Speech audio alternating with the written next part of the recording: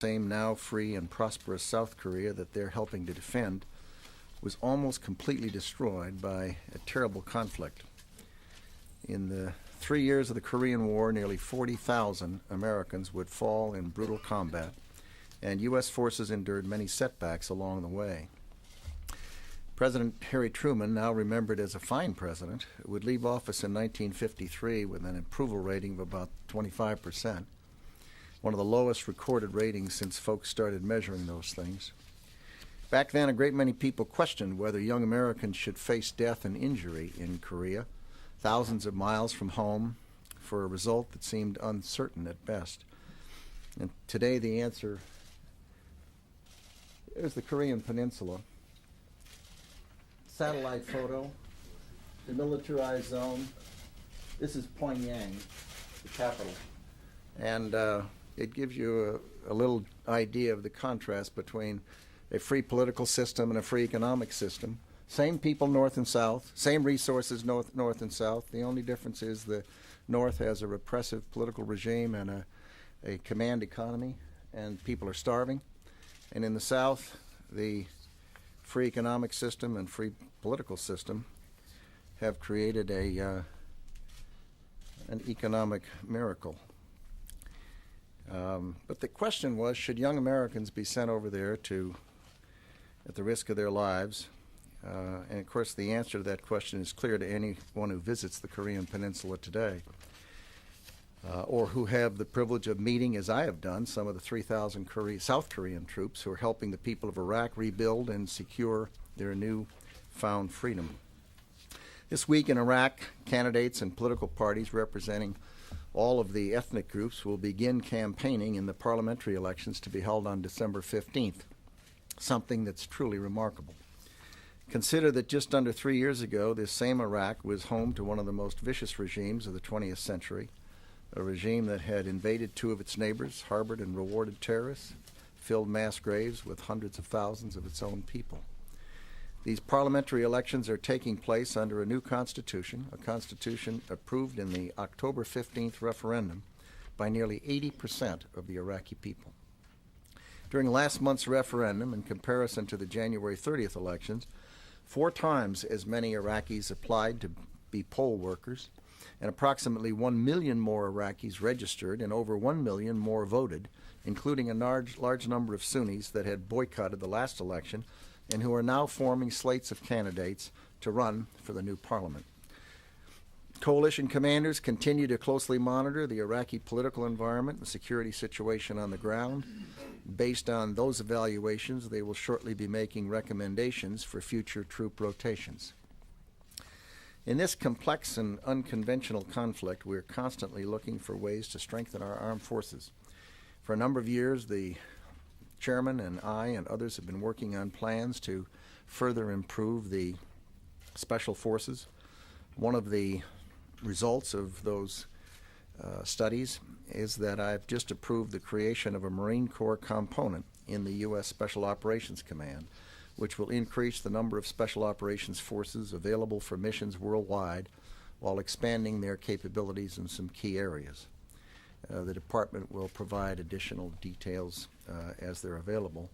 I should point out that the Marine Corps was the one element of our 4 services that had not been previously involved with special operations. It's important that we continue to assess and adapt because of the nature of the enemy that we face. It's an enemy that believes that we, the free and civilized world, don't have the stamina or the will to sustain a difficult effort over the necessary period of time. That is what Osama bin Laden has said. That's what Zawahiri and Zarqawi have said. They know that the center of gravity of this war is not in Baghdad, but in Washington and London, and in the homes and the cities and the hearing rooms and the newsrooms of coalition countries.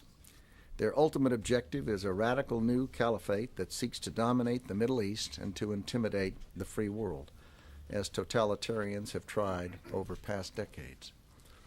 I've watched the spread of communism and the fall of communism, the spread of fascism and the fall of fascism. At times, each toxic ideology was considered the wave of the future and was predicted to triumph over our way of life by people who should have known better. I'm confident that once again, when we do persevere, as we shall, what the American people will remember years from now will be our contribution to a new way of life for millions of people who, through struggle and loss and sacrifice, became allies that made possible the victory for freedom in this global war on terror. General Pace. Well, thank you, sir. I think with all this going on, we can all take great pride in the fact that our nation has both the capacity and the compassion to assist the Pakistan government in their disaster relief efforts. Right now we have over 800 U.S. Armed Forces on the ground, side by side with their Pakistan counterparts, over 24 medium and heavy lift helicopters with 9 more on the way, fixed wing airplanes dropping relief supplies. Almost 4,000 tons of relief supplies have been delivered. Hospitals providing medical care, engineers and CVs who are helping to clear roads and make it possible for the government of Pakistan to provide the help that those citizens need. So we are proud to be part of that. With that, we'll take your questions. Yes. Mr. Secretary, why do you think Guantanamo detainees have engaged in a hunger strike since early August? And will the United States allow UN investigators who have been invited to visit Guantanamo to meet with detainees? Well, I suppose that what they're trying to do is to capture press attention, obviously, and they've succeeded. The negotiations and discussions that have taken place with the UN folks have been to offer them an opportunity to go to Guantanamo and see for themselves. We have, however, not indicated to them, as I understand it, that they would have exactly the same opportunities that the International Committee of the Red Cross has. There's got to be a limit to how one does that. And the ICRC has been doing it for a great many years and has had complete and total access for ever since Guantanamo was opened. And so we're not inclined to add the number of people that would be given that extensive access. Yes. Mr. Secretary, when you were in Beijing and South Korea, did you get any concrete indications that North Korea is now willing to back down on its tough position to continue building nuclear weapons? Any No. progress? No. I'd like to ask General Pace a question. General Pace, the military has now seen October be one of the most deadly months in the war in Iraq. What's your overall assessment as to what's going on with the insurgency right now with respect especially to IEDs? Why are IED attacks up? What are you seeing in the way of these new, more sophisticated IEDs that are now being spoken about that include explosively formed projectiles? Why are these new technologies now being seen in Iraq? What's your assessment overall of the IED situation? Well, I think first of all, it's understandable that the 2 months that have had the highest casualties were last January and this October. Both were election months in Iraq. Both saw coalition forces and U.S. forces at increased levels of individuals on the ground. And as we projected would happen, the insurgents were trying to divert the Iraqi people, prevent them from participating in a political process. So it did not surprise us that we had more attacks. With regard to the IEDs, I do not want to get into the specifics of that because it is very much a tactics, techniques, and procedures process wherein we learn, they learn. It is fair to say, though, that the IEDs are a concern for us, and we are continuing to work through all of our technologies, tactics, techniques, and procedures to provide to our soldiers and Marines on the ground the best possible personal protection, not only in the form of armor, but also in how we operate on the battlefield. Mr. Secretary, along those lines, you would also expect that December would equally be a volatile month because of the election coming up. Are you planning to either increase troop levels or extend any other troops to bolster the strength of the forces there for the election and also to combat this IED increased threat? We have had a pattern of increasing the number of coalition forces during periods when there was an expectation that the insurgents and the terrorists would like to try to disrupt the political process. And we've made a conscious decision to try to prevent them from being successful in disrupting the political process. And we have been consistently successful in doing so. Our folks have done a wonderful job. The Iraqi security forces have done a wonderful job. We've done the same thing in Afghanistan each time there was a major political event. We'll decide what we're going to do about December as we go along, but it would not be surprised to me that the commanders would want to have some sort of an overlap there. Yeah, Brett? General Pace, following on Barbara's question, can you talk about the insurgency overall? Have you seen a change in the makeup in recent months and recent weeks? I mean, what do you think the foreign fighter, local insurgent, and criminal element really is today?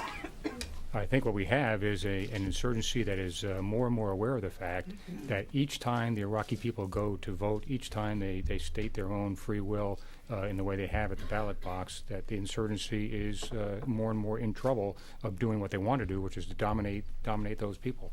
So from the standpoint of the insurgents, they are very concerned, as they should be, that the Iraqi people want to have a free lifestyle that they pick for themselves, and therefore they are using attacks on civilians, primarily murder of civilians, as a way to try to get the Iraqi people to back down from their opportunity to live the way they want to live. So I see the insurgents' acts as a indication that the Iraqi people are in fact making progress, moving forward, and their government is as well. But on the makeup of the insurgency, are there more foreign fighters today than there were last month? I don't know that that's definable.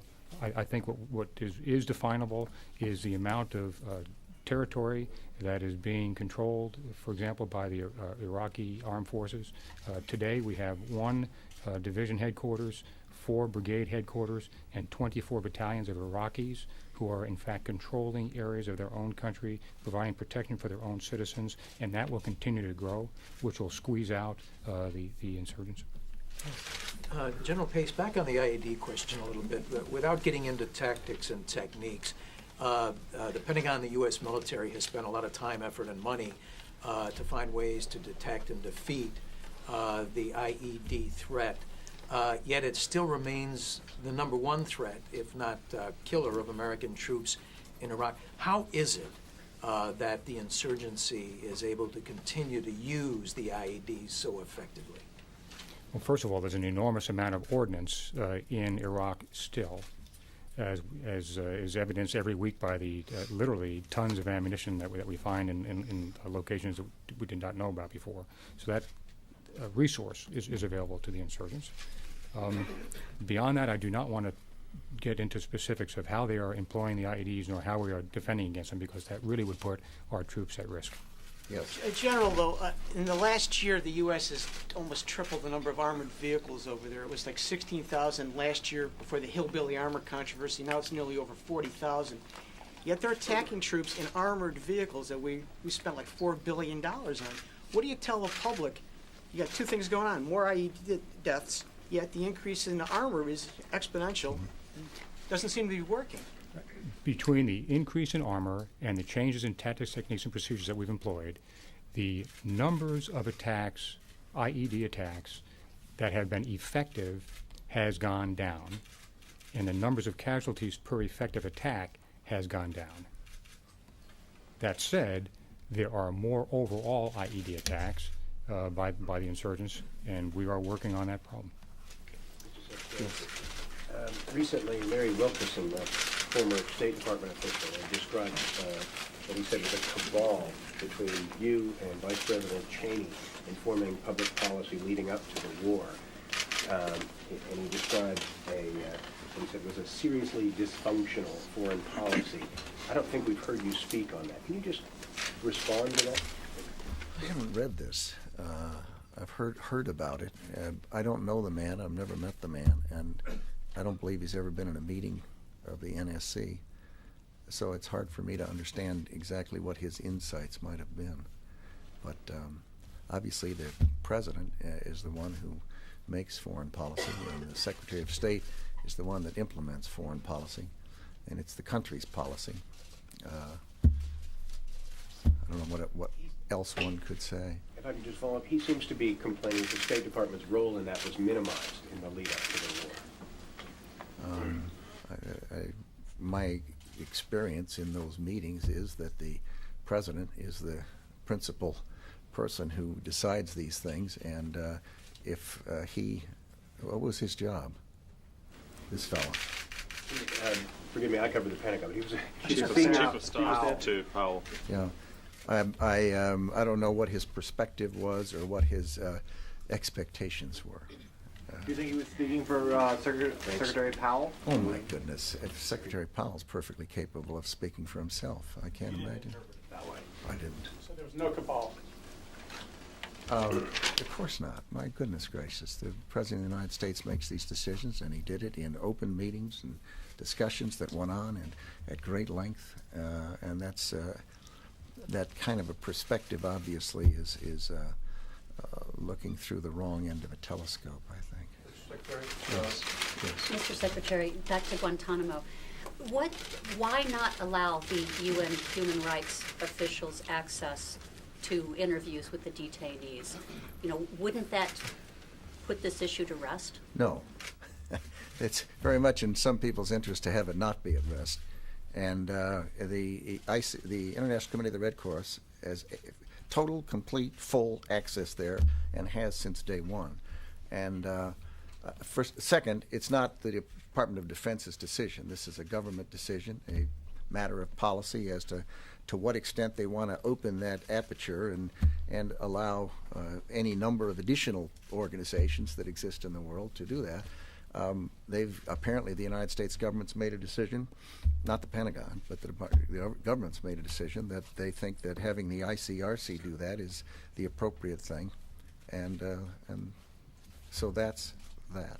Can I follow up? Do you approve of the force feeding of detainees who are on hunger strike? I guess I'm not a doctor, and I'm not the kind of a person who would be in a position to approve or disapprove. It seems to me, looking at it from this distance, is that the responsible people are the combatant commanders, and the Army is the executive agent for detainees. They have expert medical people who make decisions of that type, and they've made a decision that they think it's appropriate for them to provide nourishment to people who, for whatever reason, at various points in their detention, decide they want to not provide normal nourishment to themselves. There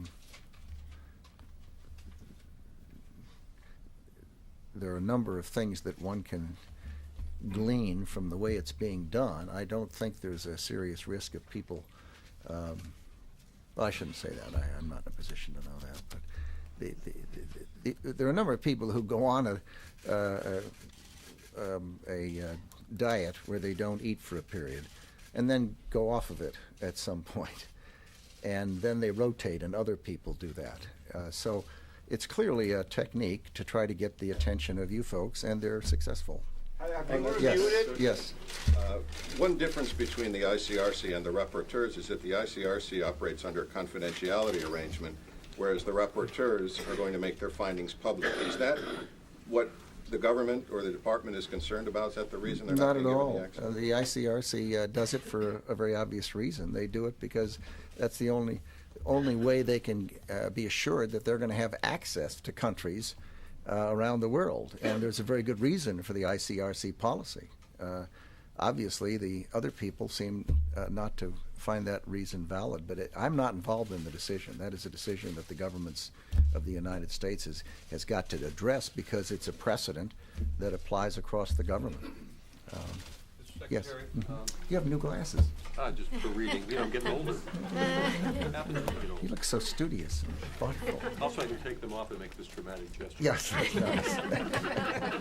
In the old days, you could have a pipe and do that. Those days are gone. Leslie, you did that very effectively. You're the President Bush's nominee to be the chief Pentagon spokesman. In fact, your chief spokesman, Doran Smith, ran into. Oh, I think of Pete as my chief spokesman. You're not going to Larry DeRita as the chief spokesman. I don't know that person is necessarily the chief spokesman, are they? I think they're Secretary of Defense for Public Affairs. is in charge of a large set of activities, one of which involves speaking to you from time to time. This is going to be one of those cases where you challenge the premise of my question and you never actually answer my Well, I question. kind of like to. Well, Depends on the premise. For the Assistant Secretary of Defense for Public Affairs ran into some turbulence on Capitol Hill from Senator Levin about some writings in which he suggested, and I think I'm characterizing this accurately, that the U.S. television networks were in effect strong partners, I think was the phrase he used, with terrorists because they re-aired material from Al Jazeera that had provided by terrorist organizations. And I'm wondering if you share that view that the U.S. networks are in effect partners in that. And secondly, do you think that Mr. Smith will be confirmable by the Senate? Well, I've not read this article that I've been told about, but I've interviewed him several times and find him to be a very intelligent, thoughtful, experienced person, and I expect that he ultimately will be confirmed. But you haven't had a chance to read his op-ed piece that he wrote in the Wall Street Journal back in April? I know it's terribly important to you, Jamie, but I have a few other peas on my knife that I... Do you believe that you've criticized Al Jazeera before? I have. Do you believe that I will do it again if you'd like. Prompt me. Do you think that the U.S. television networks are, in effect... If I wanted to say anything about the U.S. television networks, I would say it without referring to some article that he wrote. I have nothing to say about that. Yes. Thank you. As Iraq operations and the hurricane recovery put more and more pressure on the federal budget, do you feel that it's gotten to the point where it's hurting your ability to plan for the future? And are you planning for what you might invest in based on the money you think might be available, instead of maybe looking exclusively on what you think you might need? Instead of looking at what you might... No, you do both all the time. You're constantly asking how you can arrange this enormous sum of money that the Department of Defense has each year, recommended by the President, approved by the Congress, and paid for by the taxpayers. You're constantly, every year, looking at how you can arrange that in a way that you have the kinds of capabilities you need for conventional conflicts potentially, and also how you can be arranged to deal with the obviously increasing number of asymmetrical and unconventional threats that we face in this world because of the capabilities of our conventional capabilities. I mean, there's not a country in the world that's going to go straight up against our Army or our Navy or our Air Force. They're just, at the present time, that is not something that you get up in the morning and worry about. On the other hand, we do know that there are a lot of threats and a lot of problems and a lot of dangers and a lot of challenges. And so we have to take those funds and move them around in a way that provides for the kind of consistency and continuity that we need as a nation over this period ahead, but also arrange them so that we can do a better and better job every year in dealing with the kinds of things that were discussed earlier about IEDs and insurgents. What's your top priority from a budget perspective? We'll announce it when the President puts it to the Congress in February, and you'll have a chance to see it, yes. Mr. Secretary, what's your best or the Department's best estimate for the general whereabouts of Osama bin Laden? And will any of the U.S. personnel in Pakistan doing earthquake relief be involved in the hunt for him? No, the earthquake relief is that. Those people, the equipment, the things they're doing, the way they're doing them, the places they're going to are designed to help the Pakistani people who are suffering greatly. Tens of thousands are dead, and many more thousands are homeless, and winter is approaching, and President Musharraf has asked us for assistance. He's asked us for more tents and more medical assistance, understandably, because it's a terrible, terrible tragedy. With respect to the first part of your question about Osama bin Laden, we don't know. Thank you. At Saturday's 2+2 meeting with Japanese officials, you released a report that included many compromises on U.S. force realignment in Japan. Compromises? Yeah. Is that the word you used? No. That's I think that's an accurate word. Interesting. And yesterday, the governor of Okinawa and other local leaders in Japan voiced strong criticism and pledged resistance. So I'm wondering, is there further flexibility in the U.S. position, or is this your final offer? I don't think of it as a final offer or not a final offer. Either one. It is an arrangement that our two countries, our two governments have entered into. It's done. We have an agreement. We have an understanding. It's in both of our interests. We're moving numbers of thousands of people off Okinawa towards other places, and we are rearranging ourselves on bases in a way that we're sharing bases more often with the Japanese Defense Forces. These are discussions. They're significant changes, and they've been underway for goodness, I think 2 years we've been working on them. It ought to come as no surprise that somebody doesn't like them. If you do anything, somebody's not going to like it in life. But the government of Japan has entered into these arrangements, and you were probably here and saw the announcements by the foreign minister and the defense minister, and by Condi and me. I mean, they are what they are, and they're bold, they're new, they're significant. They represent a maturity in that relationship that's healthy, and looking forward towards the 21st century. So can I follow on Japan just briefly? Since your meeting on Saturday, there's been some changes in the Japanese government, including a new defense minister, Mr. Nukaga. Do you have any comments about working with him as the alliance goes forward, and is there any advantage? No, I look forward to it. I sent him a letter today. I've met him previously, and is there an advantage to having him as a defense minister as the alliance goes forward, since he was so closely involved with the negotiations on the bases in Okinawa? Oh, I wouldn't want to draw comparisons. I don't think that's terribly elegant. Mr. Secretary, can we ask you to just clarify something? No, let me get some other people here with questions. Mr. Secretary, Yes. Was this department involved in, aware of, in any way, in the alleged efforts by the Vice President's office to learn about Mr. Wilson's trip to Africa? Not to my knowledge, but how could one answer that? I mean, you've got a department of hundreds of thousands of people, millions of people, and you say, was this department in any way involved in some allegation? My goodness gracious. Only a... You never spoke about it with the Vice President? How would I know if I ever spoke about it with the Vice President over 5 years? I don't recall speaking with him about it, and I don't recall the department being involved. Is it possible? I mean, my goodness, that question is such a... what is that game? Fish. Give me all your sevens or something. I mean, that's not for me. Mr. Secretary, what are the implications He thinks I just fell off a turnip truck. Yes. Mr. Secretary, the Army is the executive agent for taking care of Guantanamo. How does that, when you also were saying that the deciding what... For detainees, I said. I didn't say for taking care of Guantanamo. That happens to be... As far as allowing or not allowing UN inspectors to come in and look and see what's going on, what kind of input does the Army, as the executive agent, provide to the government, as you said, who is the one who was... I don't know.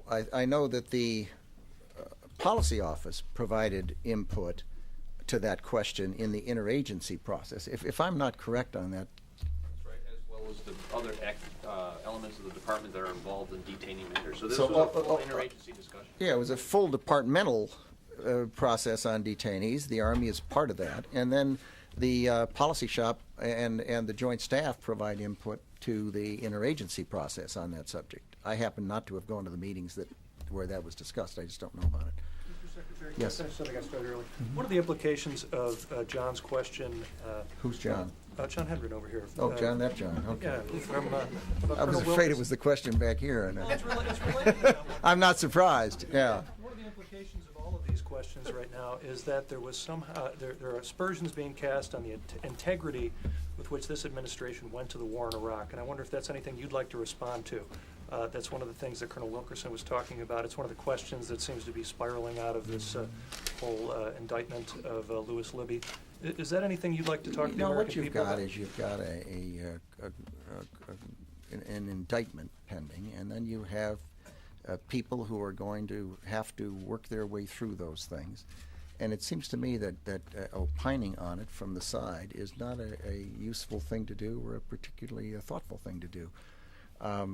We know, anyone who looks at this process knows what it was. The President of the United States made some judgments based on the best advice he received, and he went to the Congress, and the Congress received the same information. He went to the United Nations, and the United Nations had the same information, and he made a decision. And the process, I think, was transparent, and it is what it is. So integrity in the process? Was it really the best advice that the president received? That's I've just answered your question. I said the president received the best advice that was available in his government, and went to the Congress and went to the United Nations, and they all had the same information, and he made a decision, and the people of Iraq are a whale of a lot better off today. Thank you very much, folks. Clarify whether you're profiting from holding stocks that are doing business with the avian flu. There seems to be some allegation that you're personally profiting because of the stock holdings that you have. You just set the record straight on that? Well, I don't know how I could set it any straighter than it is. I think Larry has passed out the information that describes precisely my circumstance, that I have had a holding for many, many years, and it was a holding that the Ethics Committee and the Senate Committee approved and still do. And we've looked at it and asked ourselves what is the best way to do it, and consulted, the Office of Public Ethics and the Senate Committee staff and the Counsel at the White House and the counsel here and Justice Department, and hired a security lawyers to look at it, and they've proposed a path whereby I recuse myself from any decisions relating to it. And under the Senate Committee rules, it's not a defense contractor. But the stock has gone up. It started at zero a decade and a half ago. One would hope so. If investors put in hundreds of millions of dollars, one would hope that it didn't go down from zero. Consider divesting yourself of that stock and then decide not to, because that would appear that you were cashing in on it? I did consider every option and went to all of these people for advice, and finally made a decision that it would be a problem were I to sell it in the current situation. I think you've briefed on this, haven't you? Talked to people, shown you. We've got a letter that outlines all of this. It's totally transparent. There's no mystery to it, and you like to hear it from me, huh? Pass some shares on to us, Mr. Secretary. And do you think the U.S. military would have a role in responding to any avian flu outbreak? No?